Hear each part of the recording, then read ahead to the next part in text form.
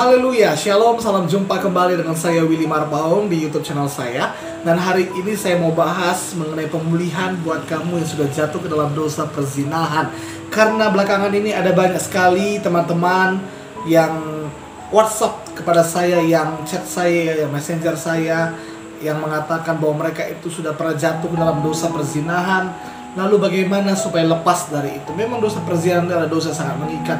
Mereka mengaku bahwa mereka sudah melakukan hubungan seks dengan pacarnya. Mereka mengaku bahwa mereka pernah merusak atau dirusak gitu ya kan, dengan pasangannya. Tapi saya berdoa kiranya video ini bisa memberkati teman-teman, kiranya video ini bisa membangkitkan iman teman-teman dan bisa memberikan harapan kepada teman-teman. Amin.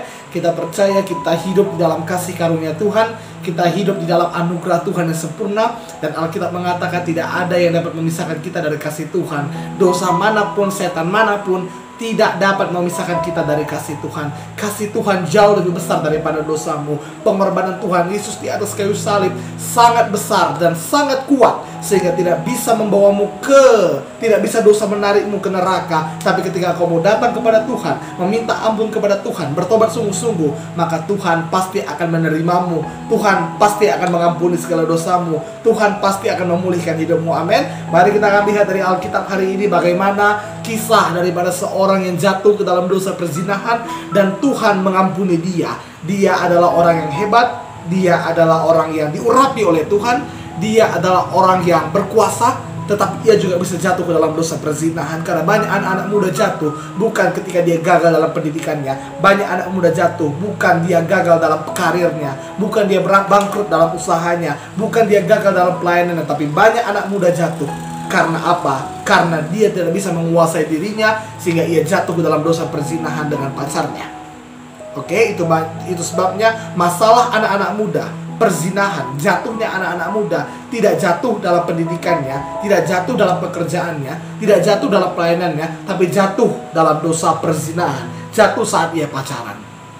Amin. Mari kita lihat hari ini siapakah orangnya yang merupakan seorang yang hebat, seorang yang diurapi Tuhan, tapi juga jatuh dalam dosa perzinahan, yaitu Daud. Kita akan lihat dari firman Tuhan 2 Samuel 11 ayatnya yang kedua sampai yang kelima. 2 Samuel pasalnya yang ke-11 ayat yang kedua sampai yang kelima. Demikianlah firman Tuhan. Sekali peristiwa pada waktu petang, ketika Daud bangun dari tempat perbaringannya, lalu berjalan-jalan di atas istana, tampak kepadanya dari atas soto itu seorang perempuan yang sedang mandi. Perempuan itu sangat elok rupanya. Lihat baik-baik, Daud itu adalah orang yang diurapi oleh Tuhan. Daud itu adalah orang yang hebat, di mana dikatakan dia tidak pernah kalah dalam peperangan.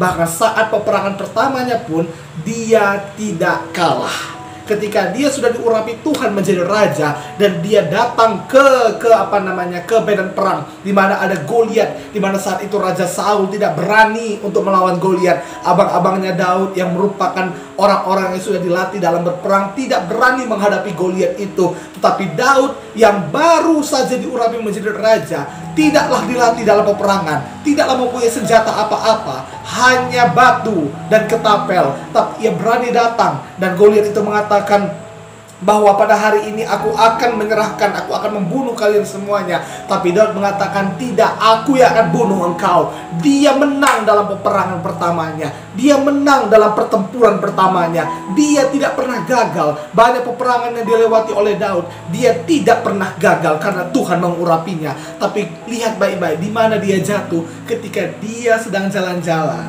ketika dia sedang tidak berperang, ketika dia sedang tidak ada kerjaan, sore-sore dia jalan-jalan di atas istananya, dia lihat, wih, ada cewek lagi mandi, ada wanita lagi mandi. Itu sebabnya kapan biasanya kita itu jatuh dalam dosa? Saat kita bukan saat kita pelayanan, bukan saat kita bekerja, bukan saat kita sekolah atau kuliah, tidak, tapi saat kita mungkin rebahan, buka-buka TikTok, ada cewek-cewek yang berpakaian ya seperti itu, ya kan? Dan memang cewek-cewek sekarang juga harus jaga diri. Jangan sampai jangan sampai engkau menjadi batu sandungan. Jangan sampai cara berpakaianmu jadi batu sandungan. Memang saya tidak menyalahkan TikTok, saya tidak menyalahkan aplikasi-aplikasi yang modern, tetapi kita ini anak Tuhan, punya harga diri lah.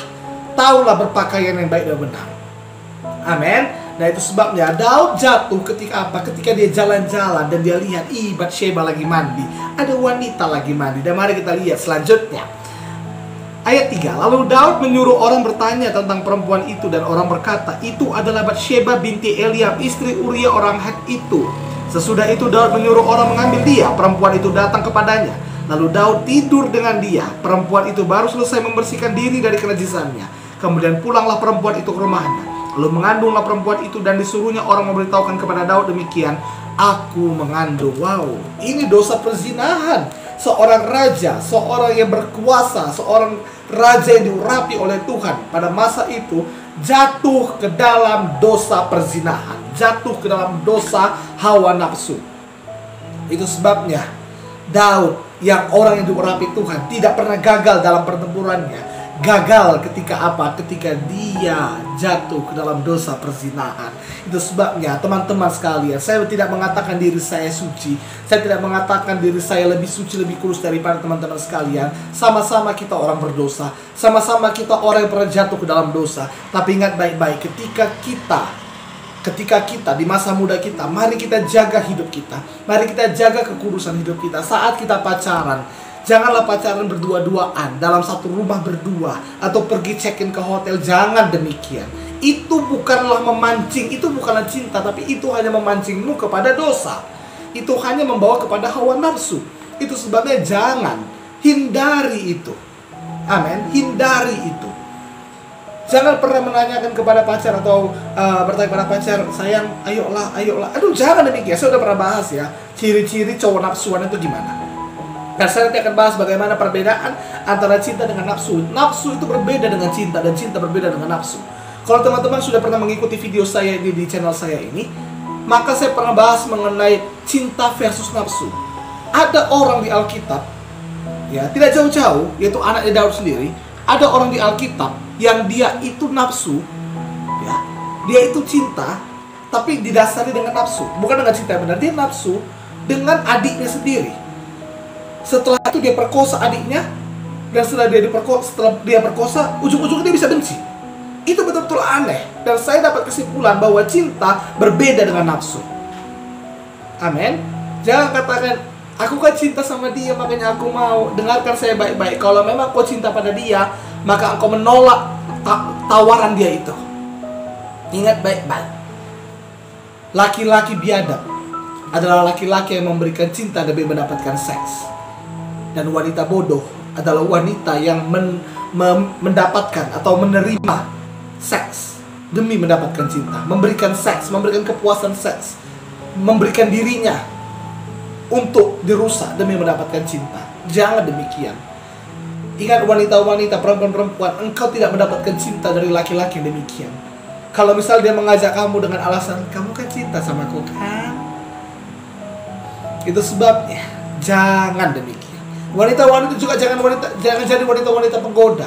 Engkau laki-laki harus ya, ingat baik-baik. Jangan pernah di masa pacaran, jangan pernah meminta hal-hal demikian. Jangan pernah lakukan hal-hal demikian. Memang seks di dalam pernikahan itu adalah berkat Tuhan, tetapi seks di luar pernikahan adalah alat setan yang akan menghancurkan hidupmu. Adalah alat setan yang akan menghancurkan masa depanmu. Tolak dalam nama Yesus. Amen. Itu sebabnya laki-laki nggak usah menggoda-goda cewek. Cewek-cewek, ingat baik-baik, ketika cowokmu mulai menggoda engkau, ayolah sayang, kamu kan cinta sama aku. Ya kan? Katanya kamu cinta. Kalau kamu cinta, kamu mau. Dia seperti kucing. Kan laki-laki itu seperti kucing kan? Dia dekat-dekat sama kamu, kamu kan cinta sama aku sayang. Ayolah. Ya kan? Dan cewek-cewek jangan ikut-ikutan, nih aku juga cinta sama kamu. Ketika dia mulai mengeong-ngeong samamu, ketika dia mulai menggoda-goda dirimu seperti kucing yang membelai-belaikan badannya, jadilah seperti anjing. Ketika ada kucing yang mendekat, langsunglah menggonggong. Begitu. Langsung tolak dalam nama Yesus. Amin. Jangan mau. Ya, dan lihat Daud ini, dia seorang raja tapi dia jatuh dalam dosa perzinahan. Dan yang lebih parahnya, mari kita lihat 2 Samuel 11 ayat 14 sampai 15. Di mana ini Batsheba ini udah punya suami. Dia melakukan hubungan seks dengan istri orang. Ya kan? Nah, kita lihat 2 Samuel 11 ayat 14 sampai 15. Apalagi kejahatan daripada Daud ini. Paginya Daud menulis surat kepada Yoab dan mengirimkannya dengan perantaraan di Uria. Ditulisnya dalam surat itu demikian: tempatkanlah Uria di barisan depan dalam pertempuran yang paling hebat. Kemudian kamu mengundurkan diri daripadanya supaya ia terbunuh mati. Daud kirim surat kepada Yoab dan Daud menyuruh Yoab menempatkan Uria di depan. Dan Daud yang paling gilanya, Daud itu ngirim surat sama si Yoab dengan perantaran Uria. Jadi Uria, tolong sampaikan kepada Yoab surat ini. Isinya itu jahat kan? Nah, jadi yang pertama dosa Daud itu apa? Dia jatuh dalam dosa perzinahan. Kemudian apa? Dia jatuh ke dalam dosa pembunuhan. Dia merancangkan pembunuhan Uria. Dan memang Uria mati. Supaya apa? Supaya dia bisa ngambil Batsheba, supaya dia bisa ngambil istrinya. Wow, ini sangat-sangat jahat. Ini sangat-sangat jahat. Sayang, kita doakan nih orang tuamu pergi hari ini, biar kita bebas di rumah. Itu sangat-sangat jahat. Mungkin masih pacaran ya kan? Dengarkan saya baik-baik. Terang dan gelap gak bisa bersatu. Tuhan gak akan menjawab doamu yang demikian. Dalam nama Yesus, pergilah orang tuanya. Tuhan, biar kami bebas di rumah ini. Gak akan pergi tuh orang tuanya, percayalah. Yang lebih parah, dia sudah melakukan hubungan seks ya kan. Gak apa-apa kan Bang Willy. Yang penting setiap kali aku berdoa, aku puasa, dan aku berdoa Tuhan, gak hamil Tuhan. Dan puji Tuhan, 3 kali udah aku lakuin dan gak hamil-hamil. Tuhan masih ngasih kesempatan samamu untuk bertobat. Jangan katakan itu karena Tuhan baik. Ya memang karena Tuhan itu baik. Tapi Tuhan itu bukan Tuhan oh yaudahlah gak apa-apa lah. Bukan kayak gitu. Tapi Tuhan memberikan kamu kesempatan untuk bertobat. Jangan kamu katakan, iya udah 3 kali, udah 5 kali Bang Willy, tapi kan dia gak hamil gitu. Dengarkan saya baik-baik. Mungkin setelah itu dia hamil. Hati-hati. Dan kalau dia hamil, kamu harus bertanggung jawab. Bagaimana kalau hamil di luar nikah? Ya kamu harus tanggung jawab. Itu resikomu. Kok gak bisa datang kepada saya Bang Willy, abang lagi, siapa kali? Ya kamu bapaknya kan? Itu makanya jangan hindari. Amin. Nah, lalu bagaimana pemulihan? Saya kan hari ini bicara pemulihan. Saya gak suka bicara dosa. Betul, memang kita harus bicara tentang dosa, tapi dosa sudah ada jalan keluarnya. Ada seorang perempuan baru-baru ini WhatsApp saya berkata, dia sudah rusak seperti itu. Saya nggak sebutkan namanya di sini. Dan saya katakan, udah, tolong jangan bicarakan dosamu padaku. Biarkan aku yang kasih kata-kata kepadamu, ngasih firman Tuhan padamu, menguatkan dirimu. Akui dosamu pada Tuhan. Jangan kepada pendeta, saya bukan pendeta ya, atau kepada hamba Tuhan, jangan.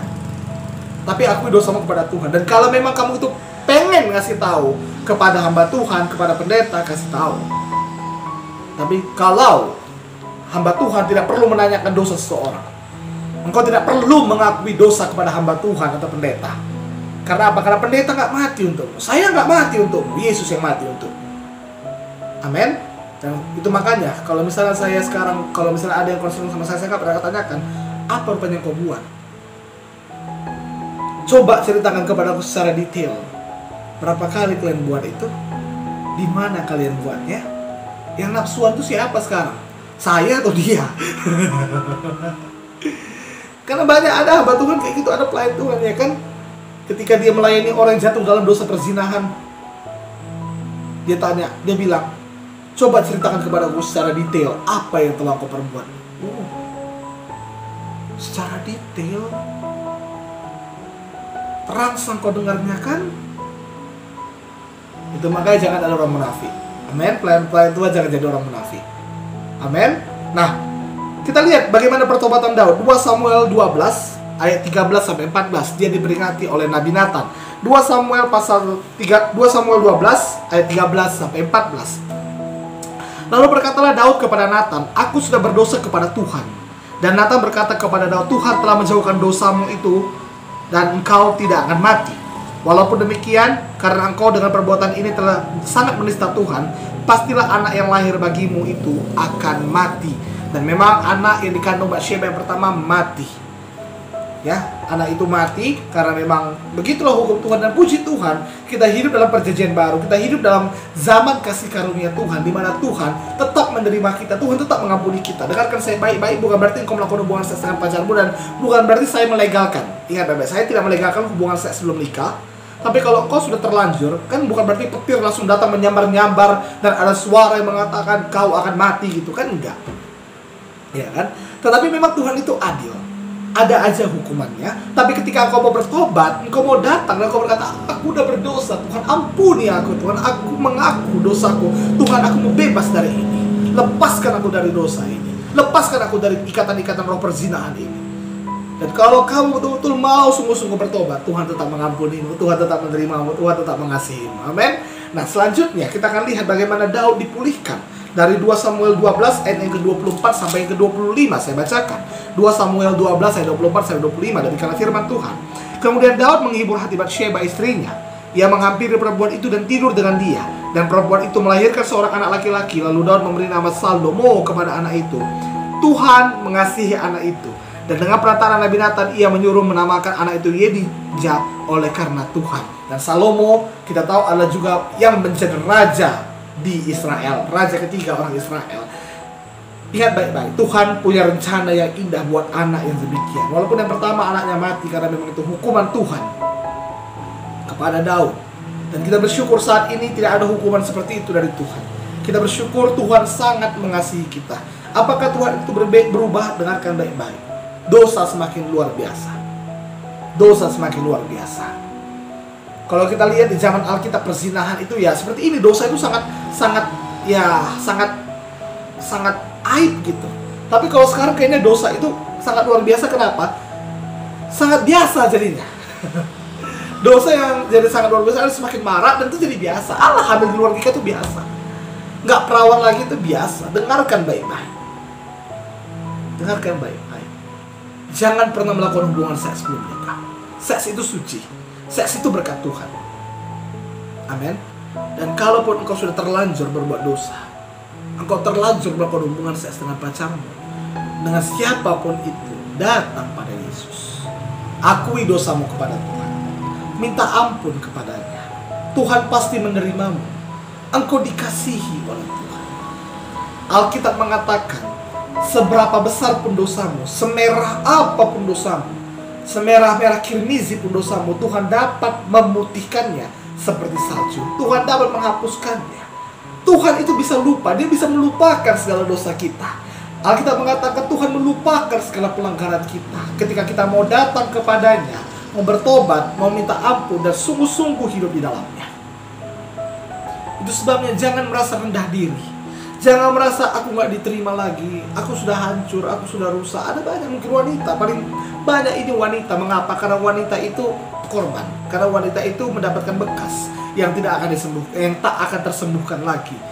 Tapi ketika engkau mau sungguh-sungguh hidup dalam Tuhan, Alkitab mengatakan, siapa yang hidup di dalam Kristus, ia adalah ciptaan yang baru, yang lama, hidup lamanya. Hidup lama yang sudah penuh dengan dosa, yang penuh dengan kenajisan, yang penuh dengan hal-hal yang tidak baik, diubahkan Tuhan, dihapuskan Tuhan.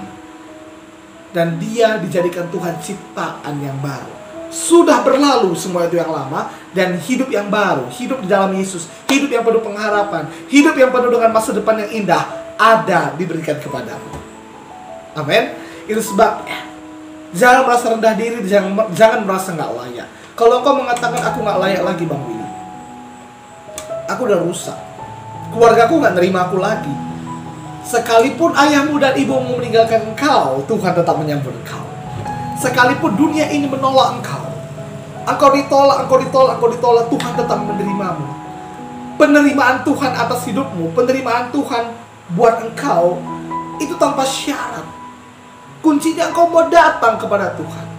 Engkau mau sungguh-sungguh bertobat, dan engkau mau lepas daripada segala roh perzinahan ini. Engkau mau lepas dari segala ikatan-ikatan ini. Lalu bagaimana dengan pacar saya yang sudah melakukan hubungan? Apakah ada yang mau menerima saya? Dengarkan baik-baik. Bertobatlah. Kalian berdua harus bertobat. Kalian berdua harus bertobat. Dan dalam rentang waktu, berapa lama yang kalian tetapkan? Misalnya seminggu atau sebulan, namun dia tetap aja meminta kamu untuk melakukan hubungan seks, tetap saja dia itu mau melakukan hubungan denganmu, laki-laki, engkau harus bertobat. Dan cewek, buat para cewek, buat para wanita, buat para perempuan, putuskan. Putuskan. Kamu gak usah takut. Ini kuncinya kalau kamu gak hamil ya. Saya cerita ini gak hamil, tapi kalau hamil kamu laki-laki itu harus tanggung jawab. Saya udah pernah bahas bagaimana kalau hamil di luar nikah. Kamu masih punya masa depan kalaupun hamil di luar nikah. Tapi buat yang tidak hamil di luar nikah, putuskan cowokmu itu. Kamu hidup dalam Tuhan sungguh-sungguh. Apakah ada yang mau menerima nanti Bang Willy? Ada. Pasti ada. Kalau kamu ingat baik-baik janji Tuhan tadi, siapa yang hidup di dalam Yesus, dia adalah ciptaan yang baru. Yang lama sudah berlalu, sesungguhnya yang baru sudah datang. Ada pemulihan bagimu. Kasih Tuhan itu gak pernah berkesudahan. Tidak ada yang dapat memisahkan kita dari kasih Tuhan. Kasih Tuhan itu gak pernah gagal. Tuhan tetap menerimamu. Tuhan tetap sayang padamu. Ketika engkau jatuh ke dalam dosa, Tuhan tetap menerimamu. Mau berapa kali pun kau jatuh, mau 2.438.269 kali pun kau jatuh ke dalam dosa, Tuhan tetap menerimamu. Dan ingat baik-baik, Tuhan tidak mau dipermainkan. Apa yang ditabur orang, itu yang dituainya. Jangan permainkan Tuhan. Artinya apa? Jangan sengaja berbuat dosa. Dan kalaupun kau sudah pernah sengaja berbuat dosa, Tuhan tetap menerimamu. Hari ini kita tekadkan, saya tidak mau jatuh lagi ke dalam dosa. Saya mau lepas daripada ikatan-ikatan perzinahan ini. Caranya, supaya engkau mau merasa tidak lagi minder dengan diri, tidak merasa rendah diri, sebelum tidur atau saat ini, setelah engkau mendengarkan video saya ini, masuk ke kamarmu, berdoa, bilang sama Tuhan, Tuhan, ampuni aku. Ampuni aku Tuhan. Aku udah berdosa. Aku udah salah. Aku salah Tuhan. Ampuni aku. Pulihkan hidupku. Aku percaya darah-Mu yang tertumpah di atas kayu salib sanggup membasuh segala dosa-dosaku. Tuhan, jadikan aku baru. Pulihkan hidupku. Aku percaya Tuhan, masa depan yang indah Tuhan berikan padaku. Dan lihatlah, damai dari Tuhan mengalir. Alkitab mengatakan, marilah kepadaku semua yang letih sudah berbeban berat, aku akan berikan kelegaan kepadamu. Saya salah satu orang yang tidak pernah memberatkan orang ketika dia jatuh dalam dosa. Kenapa? Karena saya pernah demikian. Saya pernah ditekan karena dosa saya. Setan menekan saya, dan saya ditekan lagi. Itu sebabnya hari ini setan mungkin menekan kau dan mengatakan kamu gak layak. Dan izinkan saya sebagai hamba Tuhan, sebagai jalan Tuhan, alat Tuhan untukmu. Saya tidak mau menekan kau, tapi saya mau memberikan pemulihan padamu. Dalam nama Yesus, kiranya Tuhan memulihkan hidupmu. Kiranya kasih Tuhan nyata dalam hidupmu, dan kau merasakan engkau dikasihi oleh Tuhan, engkau disayangi oleh Tuhan. Tuhan tetap menerimamu. Jangan merasa rendah diri. Perlukah jujur sama orang tua? Itu pilihanmu. Itu pilihanmu. Kalau engkau gak berani jujur, ya udah gak apa-apa. Tapi untuk pasanganmu nanti, engkau harus jujur sebelum menikah. Kalau dia gak nerima gak apa-apa. Kalau dia gak nerima gak apa-apa. Mungkin memang bukan dia yang terbaik buatmu. Karena yang baik pasti dia akan siap menerimamu apa adanya. Amin. Itu sebabnya hari ini buat engkau yang pernah jatuh ke dalam dosa perzinahan atau dosa apapun, saya mau berdoa buat teman-teman sekalian, buat saudara-saudara sekalian. Taruh tangan kanan di dada dan izinkan saya berdoa. Bapa, dalam nama Yesus, Tuhan, Engkau pulihkan semua kami yang pernah jatuh ke dalam dosa apapun itu, baik dosa perzinahan, baik dosa-dosa lainnya. Tuhan, lepaskan kami. Biarlah Tuhan, kami memiliki hidup yang baru. Tuhan, Kau pulihkan segala kehidupan kami. Engkau pulihkan masa depan kami.